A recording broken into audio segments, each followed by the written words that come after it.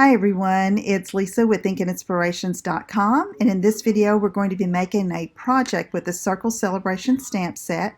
I have Gorgeous Grape and Garden Green here, and I'll be giving you the measurements.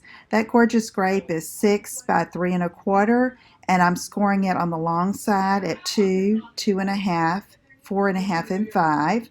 And then I turned it with that short side at the top and scored it at 1/2 inch on each side. And so here you can see I am burnishing on all those score lines, and I'm cutting those two long little rectangles off on one end to leave the tab, then cutting up on those little tabs there and then on the side. So now I'm going to take the little starburst image from the stamp set and some Gorgeous Grape ink, and I'm just going to stamp it all over and make a little pattern paper out of my Gorgeous Grape cardstock. So it's just a tone-on-tone look. And then I'm going to assemble this together, and I'm going to use some Stampin' Seal Plus on the tabs to fold that up.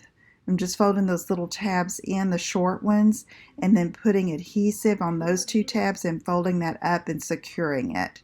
And so that's the box that'll hold a little Ghirardelli chocolate square. So now for the little garden green strip, that is 5 1/2 by 3/4 inch, and I'm stamping that same starburst in garden green ink. Then to bend it, I just fold it around and get the back side, and then I put a little adhesive on that tab, and that is the closure.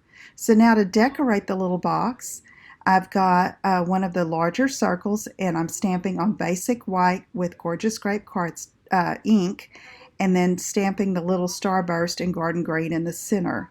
This is a 1 1/2 inch circle punch, and then I'm going to take some of the gold twine from the Forever Greenery trim combo pack from the annual catalog, then take some tear and tape, and I'm going to just tape that on the back, making some loops so that it looks like a bow behind that punched circle. So I've got that on there, and then I'm going to remove the tape and secure that little twine, and then adhere it just to the belly band.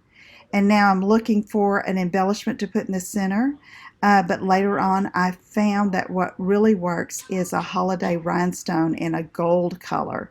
So if you have any questions, let me know. Visit my website at InkandInspirations.com, and I'll see you again soon. Take care.